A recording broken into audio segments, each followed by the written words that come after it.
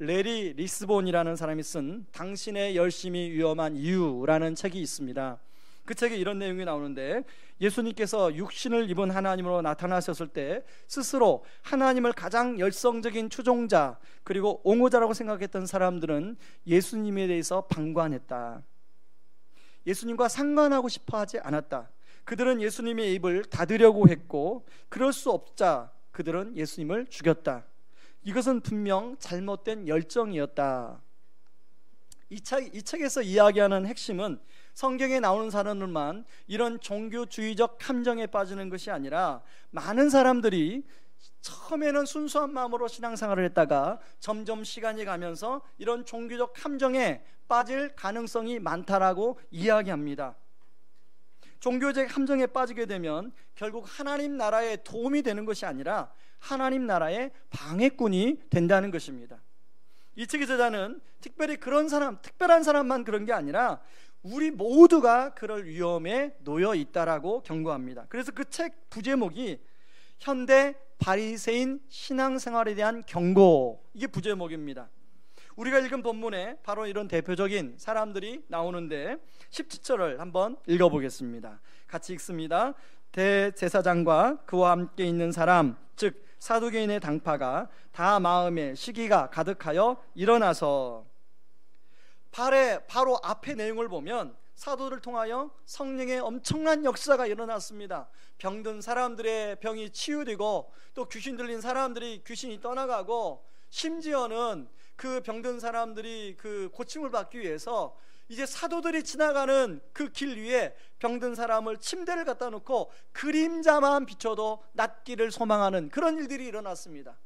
그런데 어떻게 나오냐면, 어떤 사람은 낫고 어떤 사람은 낫지 않고가 아니라 그런 모든 사람이 다 나음을 입었다고 나와요. 심지어는 예루살렘에 있는 사람만이 아니라 예루살렘 부근에 있는 사람들도 다 와서 치료를 받고 고침을 받았다고 이렇게 나오고 있습니다.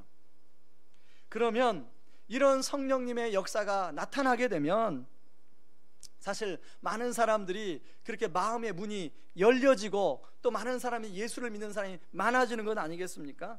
저는 오늘날도 이런 성령의 역사가 일어난다고 믿는 사람입니다.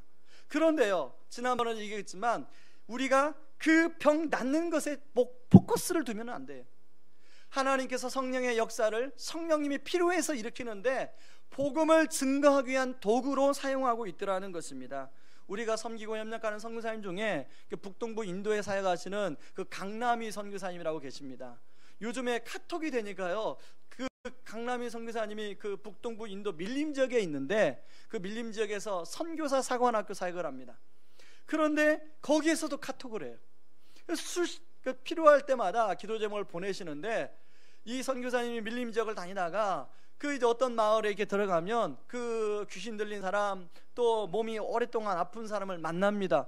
그런데 안수하고 기도하면 귀신이 물러가고 병 걸린 사람이 낫고 치유받고, 그래서 그 마을 사람들이 다 예수를 믿게 되는 일이 종종 일어난다는 거예요. 저는 성령님이 필요하시면 지금도 우리 성령님은 얼마든지 그런 일을 하실 수 있는 분이라고 믿습니다. 한 번은요, 저도 그런 경험이 있습니다. 저는 치유의 은사는 못 받았습니다. 그런데요, 성령님이 필요하시니까 저 같은 사람을 통해서도 저는 그냥 기도해 줄 뿐인데 나중에 그분이 오셔서 목사님이 기도해 주셔서 나으셨다고 그런 말씀을 하시더라고요. 근데 그 강팍한 분이, 그분이 조금 강팍했습니다. 그분이 소위 이제 그 좀 사회생활할 때는 굉장히 잘 나가시는 분이었어요. 그래서 가장 좋은 학교를 나와서 그 좋은 학교에 동창회 회장도 하시고 그 모 대기업의 CEO로 이렇게 은퇴하셨는데, 은퇴하셔서 집에 계시다가 이제 제가 신방 갈 때만 되면 보통 이제 믿음이 없고 신앙생활 안 하시니까 이제 피해가지고 다른 데 가시고 그러셨던 분인데, 허리가 아프셔가지고 그날은 그냥 안방에 누워만 계시는 거예요. 그래서 그날따라 이제 우리 여자 집사님이 목사님, 우리 남편이 좀 허리가 너무 아프신데 좀 기도를 좀 목사님 해주시라고. 저는 평상시 기도한 대로 그냥 기도했을 뿐입니다. 그러고 기도했는데요, 성령님이 필요하시니까 그분의 표현하면 허리가 고침을 받았다는 거예요. 나중에 만났는데요, 나중에 그분을 만났는데 매주 빠지지 않고 교회를 나오시는 거예요. 그렇게 강팍했던 분이, 이런 성령의 역사가 일어나면 그 강팍했던 마음의 문들을 하나님이 여시는 데 사용합니다. 그런데요, 오늘 본문에 이 종교 지도자들을 보니까 그런 강팍한 종교 지도자들의 마음이 열 줄 알았는데 여전히 마음이 열리지 않아요. 오히려 이 말씀에 보니까 마음의 시기가 가득했다, 이렇게 나와요. 어떤 번역본에 보니까 마음의 분노가 가득했다. 사실 그런 성령의 역사가 일어나고 그런 귀신 들린 사람들이 나가면 마음이 열려져야 하는 거 당연한 거 아닙니까? 그런데 사도들이 사역을 못하도록 감옥에 가둬버려요. 그런데 이런 사도들의 사역이 이게 사도들 자신에게서 나온 게 아니라 지금 하나님이 계획하시고 직접 성령님이 이끄시는 사역인데, 이 감옥에 가뒀다고 그 사역이 중단되지 않습니다. 주의 사자를 보내서 그 감옥에 있던 그 사도들을 감옥에서 풀려나게 해요. 또 주의 복음을 성전에서 전하게 합니다. 그래서 이제 사내들인 공의를 모아놓고 그 사도들 신문하려고 감옥에 가보니 사도들이 한 명도 없는 거예요. 다 감옥에서 나와서 성전에서 말씀을 가르치고 복음을 가르치고 있는 거예요. 사실은 이런 일 역시도 우리의 이성으로는 그게 도저히 믿어지지 않습니다. 공상과학영화나 시공간을 초월하는 그런 일이 나오지 어떻게 우리의 이성으로 그게 믿어집니까? 그래서 한때 저 역시도 이런 이야기가 성경에 나오면, 제가 믿음 없을 때 얘기입니다, 이런 얘기가 나오면 잘 못 믿었어요. 그게 어떻게 그게 가능하냐. 그런데요, 우리 하나님은 무에서 유를 창조하신 하나님이세요. 하나님이 하시면 얼마든지 이런 일이 일어날 수가 있습니다. 성전 경비대장과 군인들이 이것을 보고 깜짝 놀라요. 당연히 놀라지 않을 수 있겠습니까? 그런데요, 그런 복음을 받은 종교 지도자들은 마음이 여전히 열리지가 않아요. 마음이 꼭 닫혀서 오히려 크게 화를 내며 사도들을 죽이려고 하는 내용이 나옵니다. 그런데요, 이런 종교 지도자들의 행동의 시작이 어디서 나왔냐면 하나님을 향한 열정에서 시작이 되었다는 것입니다. 그러나 결과적으로 어떻게 나타나고 있습니까? 하나님 나라를 방해하고 하나님 뜻에 어긋난 행동으로 나타나고 있더라는 것입니다. 그러나 문제는 신앙생활하는 우리 역시도 그럴 위험에 빠질 수 있다고 아까 레리 오스본이 그런 얘기를 경고하는 거예요. 우리는 참 신앙생활할 때는 순수한 마음으로 신앙생활하는데 시간이 가면서 이런 순수한 마음들이 점점 굳어지게 돼 있어요. 점점 굳어지고 딱딱해지고. 저는 그래서 이 시간에 그런 우리의 연약함, 우리 신앙생활의 연약함을 어떻게 극복하고 우리가 예수님을 닮아가는 성령의 사람이 될 수 있을까. 그래서 오늘 설교 제목을 덜 종교적인 더 예수처럼 이라는 제목으로 삼아서 이 부분을 함께 생각해 보려고 합니다. 그래서 어떻게 하면 우리가 덜 종교적인 더 예수처럼 될 수 있을까? 첫째는 진리에 대한 열린 마음을 가질 필요가 있다는 것입니다. 오늘 본문에 나오는 종교 지도자들이 그 성령의 역사 앞에서도 그것을 받아들이지 못했던 이유는 그들이 믿었던 신념 때문이었습니다. 여러분, 얼마 전에도 바리새인과 사두개인들에 대해서 한번 제가 설명해 드린 적이 있습니다. 바리새인들은 구약 율법을 잘 지키려고 노력했던 사람들이에요. 그런가 하면 사두개인들은 율법을 지키는 것도 중요하지만 이것을 이제 정치적인 현실에서 이것을 실현시키고 구현시키는데 더 중요하다라고 생각했던 사람이 사두개인이에요. 그러다 보니까 종교 권력을 갖고 있는 사람들은 사두개인들이 많았습니다. 그런데 바리새인들은 천사의 존재도 믿고 사람이 죽었다 부활할 수도 있는 것을 믿는데 사두개인들은 천사의 존재도 믿지 않고 부활도 믿지 않았습니다. 그러니 당연히 사도들이 전파하는 예수님이 십자가에 죽으셨다가 부활하셨다, 이게 믿어질 리가 없는 거죠. 근데 그렇게 말하는 사도들이 이상한 이단처럼 여겨지는 거예요. 그런데 하나님은요, 그런 강팍한 심령을 가진 그 사도계인 종교 지도자들에 대해서 성령님은 끊임없이 그들의 마음을 두드리고 있더라는 거예요. 여러 가지 병 고치는 사역을 통해서, 귀신이 떠나가는 사역을 통해서 이들의 딱딱한 마음을 성령님이 계속 두드리시는 거예요. 저는요, 이것을 성령의 두드림이라고 제가 그냥 생각해 명칭을 붙여봤습니다. 여러분 그 요한계시록 3장 20절에 보면 예수님이 그런 말씀하시잖아요. 내가 문 밖에 서서 두드리노니 누구든지 문을 열면 내가 그에게로 들어가 그로 더불어 먹고 그는 나로 더불어 먹으리라. 우리 예수님은 계속 우리의 마음을 두드리시는 거예요. 성령님은 우리의 마음을 계속 두드리시는 거예요. 오늘 이 예배도 성령의 두드림의 역사가 일어나는 그런 예배가 되기를 주님의 이름으로 축원합니다. 그런데요, 이 종교 지도자들은 이런 성령의 두드림에 대해서 여전히 마음의 문을 열지 않아요. 또 한 번 성령님이 두드리는데요, 여러분 사도들이 옥에서 풀려난 사건, 이거 역시도 성령이 이분들을 향한 두드림이에요. 여러분 옥에서 풀려나는 사건이 그게 어떻게 가능합니까? 도저히 인간이 이 논리로는 이해가 안 가는 일이에요. 이건 하나님만이, 인간이 아닌 하나님만이 하실 수 있는 일이에요. 그렇게 성령님이 두드리는데 이 종교 지도자들이 마음문을 꾹 닫고 있다 보니까 이걸 받아들이질 않는 거예요.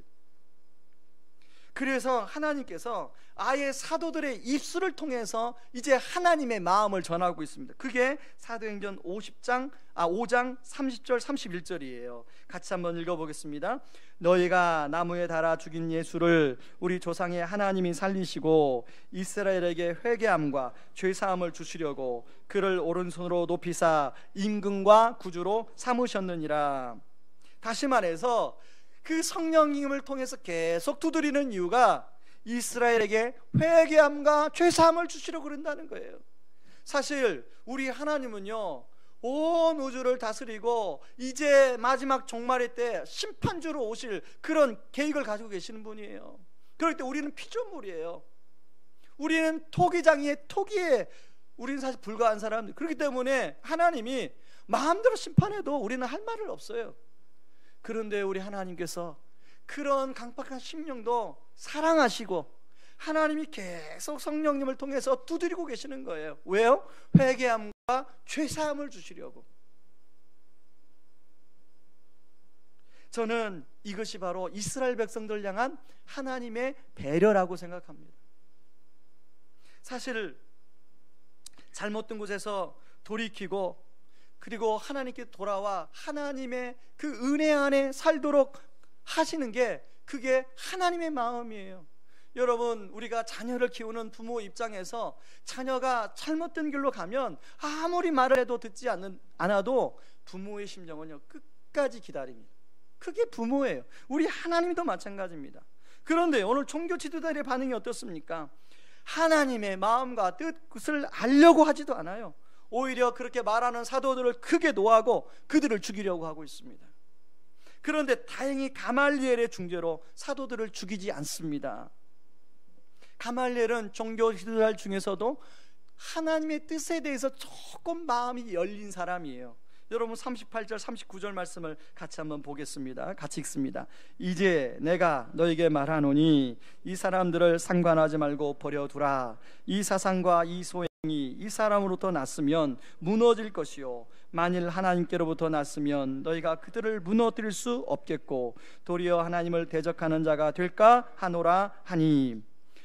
그런데 여러분 가말리엘 이분이 상대적으로 종교 지도자보다는 상당히 진리에 대해서 마음이 열려 있지만 여러분 결국은 복음을 받아들이지 않았기 때문에 100% 열려있다고 할 수는 없습니다. 그러나 아예 하나님의 뜻에 대해서 생각지도 않고 했던 종교 지도자보다는 훨씬 더 마음이 열려 있어요. 이런 측면에서 저는 우리가 얼마나 진리에 대해서 우리의 마음을 열어놓느냐가 저는 굉장히 중요하다고 생각합니다. 어떤 사람은요 진리에 대해서 10% 정도 마음을 열어놓는 사람이 있는가 하면 어떤 사람은 30%, 어떤 사람은 70%, 어떤 사람은 90% 이렇게 마음의 문을 열어놓는 분이 있어요.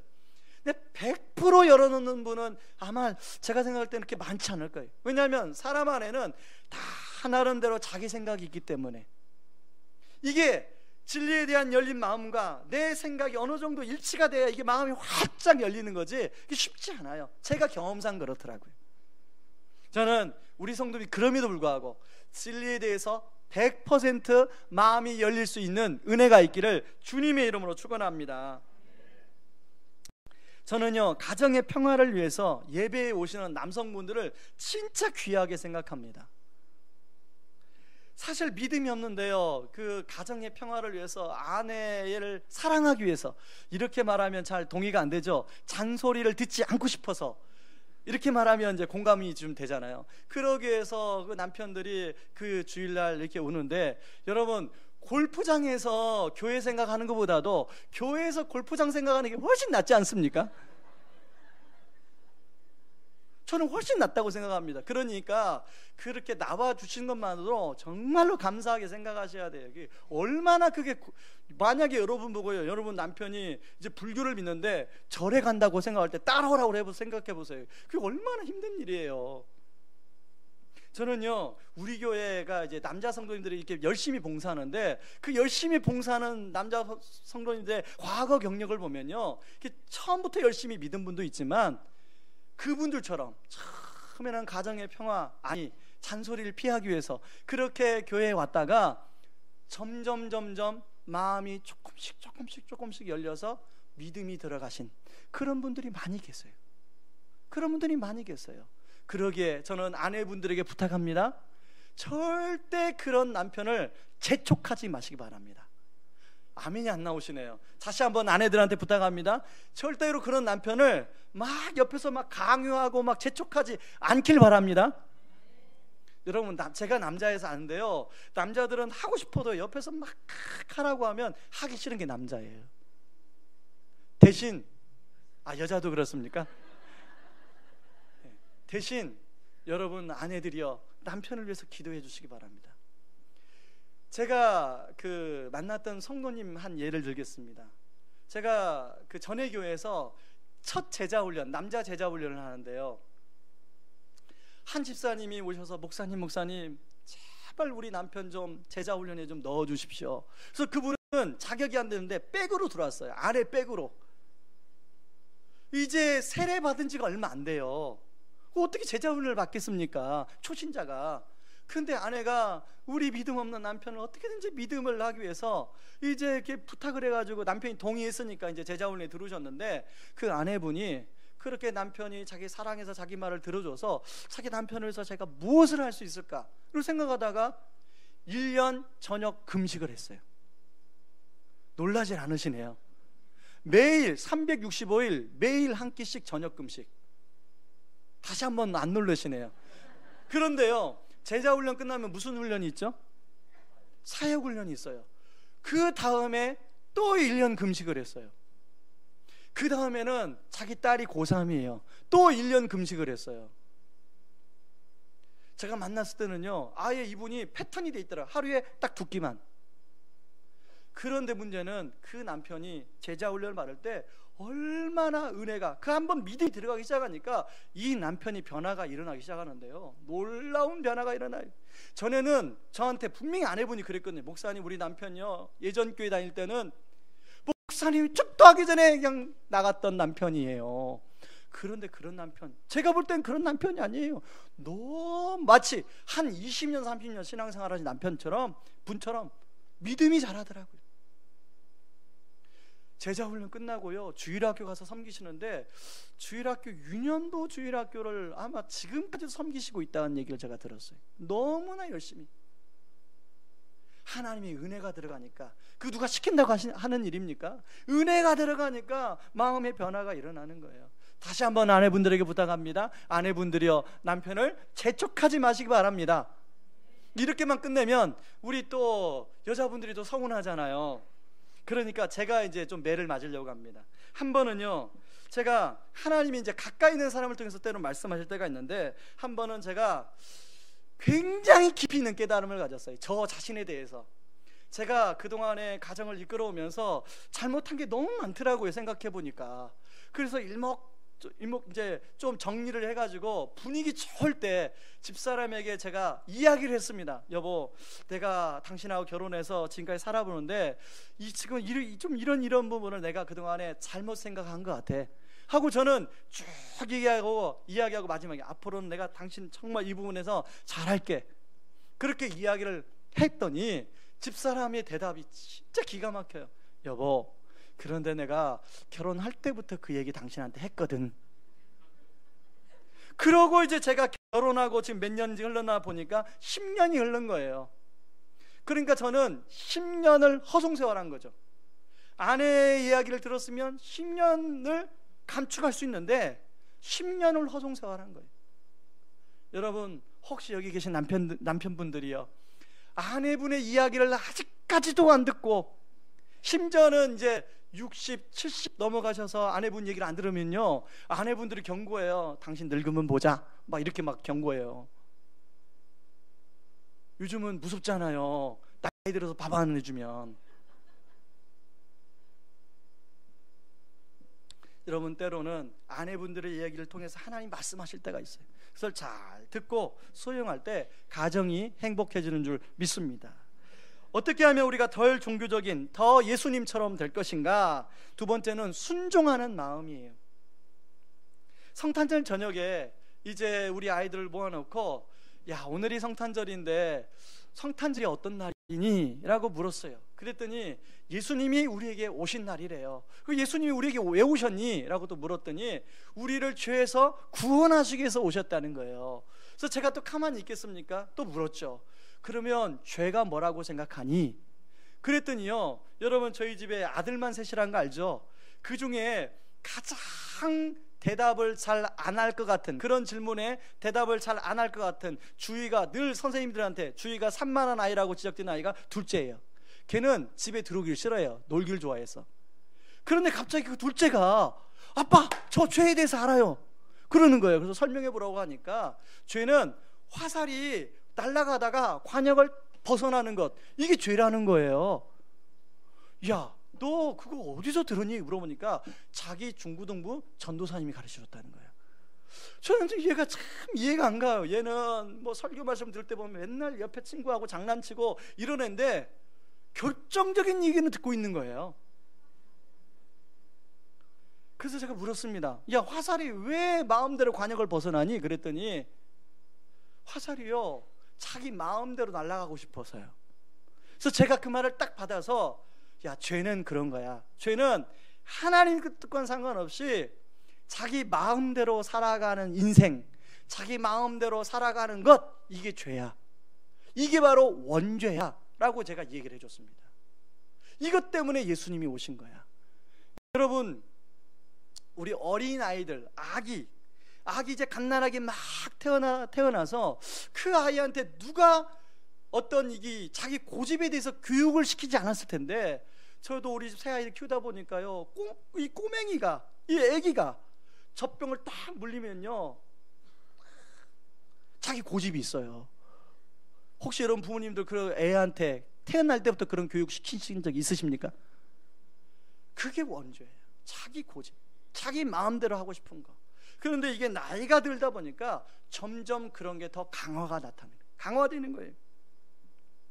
그리고 오늘 본문에도요, 종교 지도자들 안에 이런 자기 마음대로 하고 싶은, 자기 생각대로 하고 싶은 이런 것들이 있었습니다. 그래서 아무리 성령이 두드려도 그것에 대해서 거부하는 거예요. 그래서 예수님이요, 이 땅에 구세주로도 오셨지만, 예수님이 이 땅에 오신 또 하나의 목적은 이 땅에 주님으로도 오셨습니다. 여러분, 우리가 읽은 5장 31절에 보시면 이런 말씀이 나옵니다. 이스라엘에게 회개함과 죄사함을 주시려고 그를 오른손으로 높이사 임금과 구주로 삼으셨느니라. 여기 임금이라는 단어는 아르케고스라는 말로 통치자예요. 인도자예요. 당시에는 로마 황제가 통치자였습니다. 로마 황제의 말을 듣지 않으면 죽어요. 여러분, 저 북한에 김정은이 통치자잖아요. 김정은 말을 듣지 않으면 아무리 높은 직급에 있는 사람도 그 하루아침에 잘리고 죽어요. 그게 통치자의 무서운 권력이에요. 그런데 우리 예수 그리스도가 그런 통치자로 오셨다는 것입니다. 초대교회 성도들은 로마 황제를 주로 부르지 않고 그 예수님을 주로 불렀어요. 그러므로 대제사장이나 종교 지도자들이 예수님을 자신의 통치자로 받아들이고 싶지 않은 거예요. 왜? 자신이 통치자인데. 통치자로 받아들인다는 것은요, 여러분 사형리 한번 보신 적 있으실 겁니다. 한번 그림을 보여주세요. 통치자로 받아들인다는 것은, 제가 이 사형리 두 가지 그림을 설명해 보겠습니다. 여러분, 이 원은요, 우리 인생의 테두리를 말합니다. 그리고 이 의자는 마음의 중심의 왕자를 가리켜요. 그리고 왼쪽 그림의 크고 작은 점들은 인생의 수많은 사건들을 가리켜요. 왼쪽 그림은 내가 주인인 사람인데, 인생의 테두리 밖에 예수 그리스도가 있어요. 예수님 모르는 사람이죠. 모든 것을 자기가 마음의 왕자에 앉아서 결정을 해요. 자기가 통치자예요. 그런가 하면 오른쪽 그림은 예수님이 마음의 왕자에 있어요. 자기는 한 계단 내려와서 예수님께 모든 것을 맡겨드려요. 예수님이 결정할 수 있도록. 그래서 모든 크고 작은 점들이 균형 있게 이루어져요. 모든 우리 인생사가 균형 있게 이루어진다는 거죠. 그런데 가운데 그림 하나 있습니다. 가운데 그림 어떤 그림이냐면, 인생의 테두리 안에 예수님은 들어왔어요. 그런데 여전히 마음의 왕자에 자기가 앉아 있어요. 예수님은 그 밑에 내려와 있어요. 여전히 자기의 통치자는 자기예요. 그러다 보니까 모든 걸 역시 똑같이 자기가 결정하는데, 결과는 내가 주인인 사람하고 똑같은 결과가 나타나는. 여러분, 사도들도 한때 이런 사람들이었습니다. 자기가 마음의 왕자, 예수님은 따라다녔지만 마음의 왕자에 여전히 자기가 앉아 있었어요. 그래서 예수님에게 자기가 원하는 걸 구했어요. 그런데 오순절 성령 강림을 경험하고 나서 사도들의 마음의 왕자를 예수님께 내어드렸어요. 예수님이 나의 삶의 통치자십니다. 예수님께 내어드렸어요. 그리고 자기는 한 계단 내려왔어요. 그랬더니 오늘 5장 29절에 베드로와 사도들이 이렇게 대답합니다. 사람보다 하나님께 순종하는 것이 마땅하니라. 그 결과 사도들은 그에게 가까스로 죽음의 위기를 벗어나지만 채찍질을 당하고 예수의 이름으로 말하지 말라고 협박을 당합니다.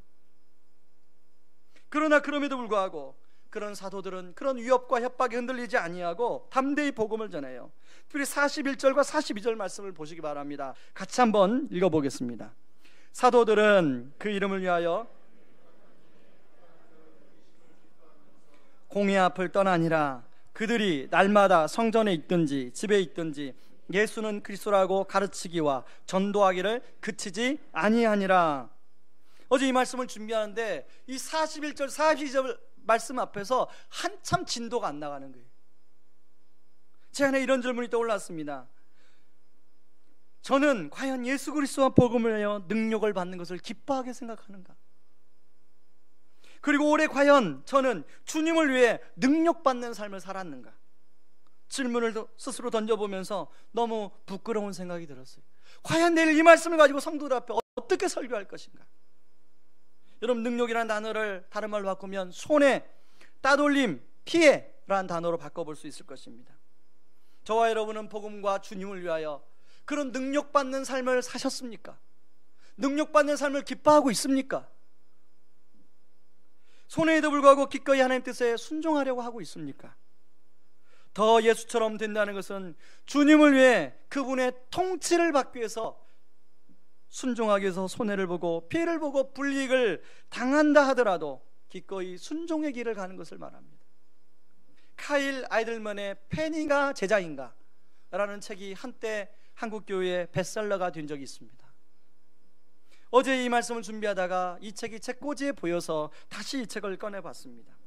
이 카일 아이들먼은 3만 명 정도 되는 모이는 교회의 설교 목사였습니다.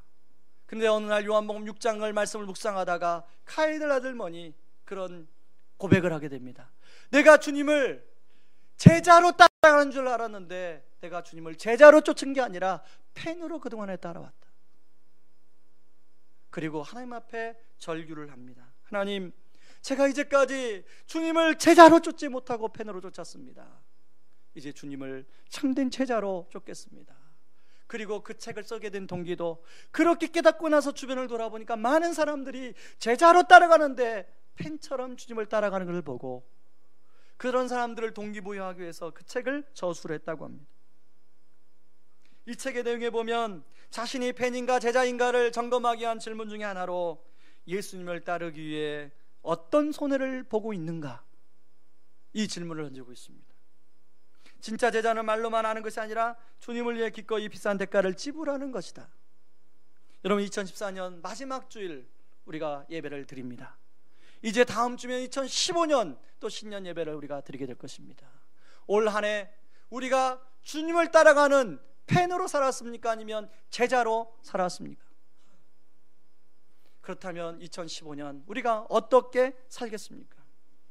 오늘날 교회가 위기라고 하는데, 이럴 때 21세기 교회의 혁신적인 교회 모델로 떠오르는 세이비어 교회가 있습니다. 이 미국에 있는 교회인데요, 이 교회는 조금 독특합니다. 교인이 150명밖에 되지 않는데 어떤 대형 교회도 하지 못하는 미국 전역에 영향력 있는 가장 영향력 있는 교회예요. 이 교회가 운영하는 굵직굵직한 단체만도 24개나 되는데, 예를 들면 에이즈로 죽어가는 여성들을 위한 주거시설인 미리암의 집, 남성 노숙자들을 위한 요양시설인 요셉의 집, 마약과 알코올릭에 중독된 노숙자를 위한 치료의 주거시설인 사마리안의 집 등 이런 단체를 24개를 운영합니다. 사실 한 교회가 이런 단체를 제대로 섬기는 것만도 어려워요. 근데 교인 수가 150명밖에 되지 않는데 어떻게 이 교회가 이 엄청난 사역을 감당하는가? 이것이 가능하도록 세이비어 교회 성도님들은 1년에 총 합해서 7,000시간의 자원봉사 활동을 전개한다는 것입니다. 그래서 한 앞에 150명, 7,000을 150명으로 나눠보니까 계산을 한번 해보시기 바랍니다. 한 사람당 몇 시간씩 봉사하나. 노숙인, 마약, 알코올 중독자, 빈민, 소외된 이웃들 대상으로 200의 사역을 각종 소그룹에서 감당하고 있다는 것입니다. 그런데 이 교회가 강조하는 것은 정식 교인이 되기 위해서는 철저한 훈련과 철저한 헌신을 강조해요. 그래서 그냥 아무나 교회 와서 등록한다고 정식 교인이 되는 게 아니에요. 교회에 오면 영어식 번역이어서 인턴 교인, 이게 좀 우리 한글 어감상 조금 안 맞긴 하지만 그 책에 인턴 교인의 과정이 있다는 거예요. 그래서 인턴 교인의 과정을 봤는데 철저히 훈련을 받고요, 그리고 철저히 헌신을 서약하는 과정이 되어야 그 과정을 수료한 다음에 이제 정식 교인이 되는 거예요. 그런 교인이 150명이에요. 그리고는 150명이 그런 사역을 감당하는 거예요. 저는 이 세이비어 교회의 이 사례를 보면서 우리가 당장 이것을 쫓아갈 수 없고 따라갈 수는 없지만 우리가 본받을 것은 본받을 필요가 있다는 생각이 들었습니다. 점차적으로 우리도 팬으로가 아니라 참된 주님의 제자로 우리가 필요하다면 대가 지불을 감당하며 우리가 신앙생활을 함으로 말미암아 주님이 참된 제자로 우리를 인정해주는 그런 신앙생활을 할 수 있기를 주님의 이름으로 축원합니다.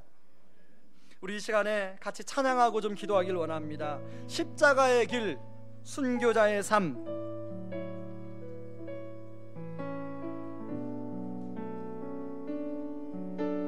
우리 같이 찬양하며 우리 하나님 앞에 나가기를 원합니다. 내 마음에 주를 향한 사랑이,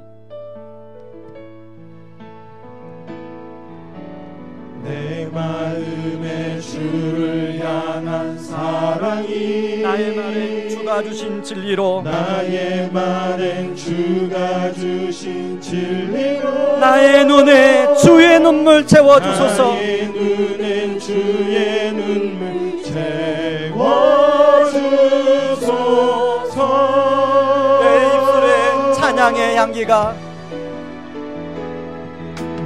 내 입술에 찬양의 향기가, 두 손에는 주를 닮은 섬김이, 두 손에는 주를 닮은 섬김이, 나의 삶에 주의 흔적 남게 하소서. 나의 삶에 주의 흔적 남게 하소서. 하나님의 사랑이, 하나님의 사랑이 영원히 함께하리. 십자가의 길을 걷는 자에게, 순교자의 삶을 사는 이에게, 순교자의 삶을 사는 이에게, 조롱하는 소리와 세상 유혹 속에도 주의 순결한 신부가 되리라.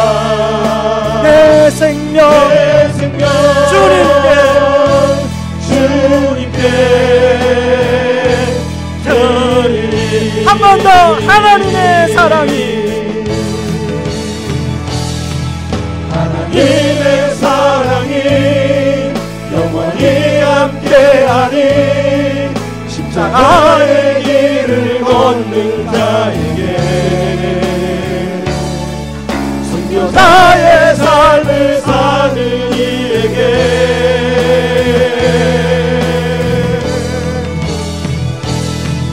조롱하는 소리와 세상 유혹 속에도 주의 순결한 신부가 되리라. 내 생명 주님께 드리리. 여러분, 이 오늘 한 해 여러분 우리는 종교인으로 살았습니까?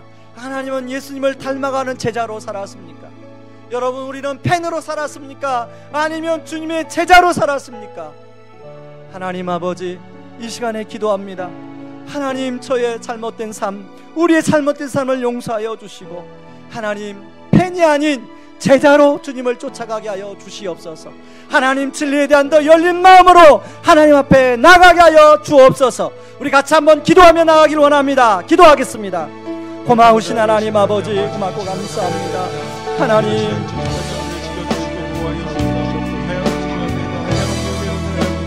하나님 아버지, 우리가 아버지 안에 아버지 편으로 주님을 쫓아가는 것을 용서하여 주시옵소서. 참된 제자로 아버지 쫓아갈 수 있도록 하나님 아버지 도와주시옵소서. 아버지 하나님, 진리에 대해서 더 열린 마음을 가지고 아버지 하나님 주님을 통하여 아버지 우리 주님과 교제하며 하나님 말씀으로 아버지 하나님 돌아보며 그렇게 살아가기를 원합니다. 아버지 참된 제자의 삶을 살아가기를 원합니다. 오 하나님 아버지 도와주시옵소서. 오 하나님 아버지, 아버지 우리 성도님들 아버지 하나님 자가 아버지 순교자의 삶을 사는 성도들 많아지게 하여 주시옵소서. 아버지 하나님 왕우리 교회가 아버지 하나님 그런 성도님이 더 많아지는 그런 교회가 될 수 있도록 아버지, 그래서 셀교회처럼 아버지 지역에 정말로 영향을 나타낼 수 있는 교회가 될 수 있도록 하나님 아버지 도와주시옵소서. 아버지 제자 주님도 아버지 하나님 만만하는 목사님 아버지 하나님 그런 목사님에게 아버지 순교자의 삶을 사는 이에게 아버지 기꺼이 영광의 삶을 아버지 하나님 조롱하는 소리와 아버지 세상 유혹 속에도 아버지 순결한 아버지 하나님 예수 믿는 것 때문에 아버지 그런 경우에 아버지 그런 성도들에게 아버지 용기를 주시고 힘을 주시고 제자로 살아갈 수 있도록 도와주시옵소서. 하나님의 사랑이 영원히 함께하니 십자가의 길을 걷는 자에게 순교자의 삶을 사는 이에게 순교자의 삶을 사는 이에게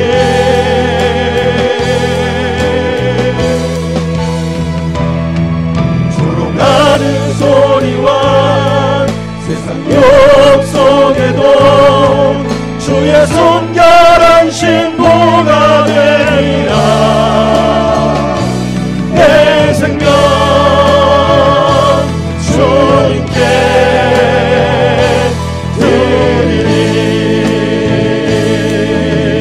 드리리. 하나님 아버지, 올 한 해 2014년 우리를 지켜주시고 인도해 주신 은혜에 감사합니다.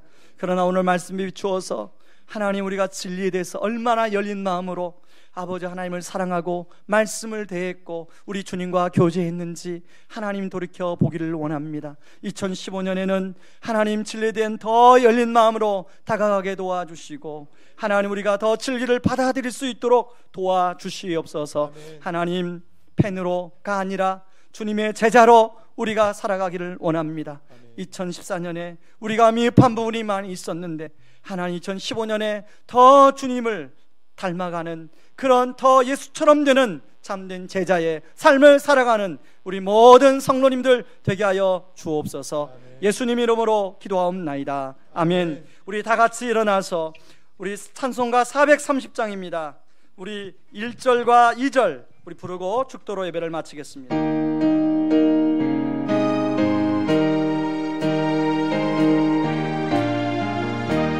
주와 같이 길 가는 것 즐거운 일 아닌가. 우리 주님 걸어가신 발자취를 밟겠네. 한 걸음 한 걸음 주 예수와 함께 날마다 날마다 우리 걸어가리.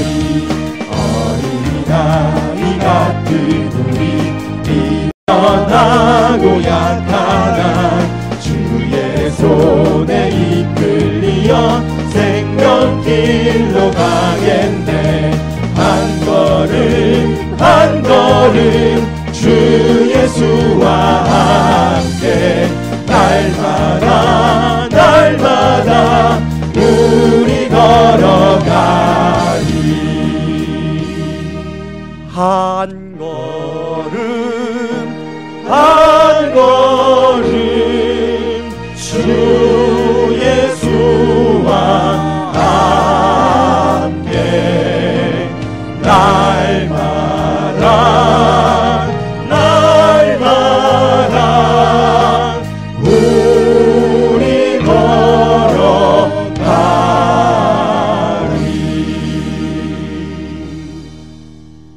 지금은 우리를 죄에서 구원하시기 위해 자신을 친히 십자가에 내어주신 그 크신 우리 주 그리스도의 은혜와 아들을 내어주면서까지 우리를 사랑하신 하나님의 다함없는 사랑하심과 지금도 우리를 위하여 친히 기도해 주시고 동행하여 주시는 성령님의 은혜가 덜 종교적이고 더 예수처럼 되기 위해 진리의 말씀에 대한 열린 마음을 갖고 팬이 아닌 제자로 순종의 삶을 살기를 원하는 모든 성도님들의 삶 위에 이제로부터 영원까지 항상 함께하기를 주의 이름으로 축원하옵나이다. 아멘.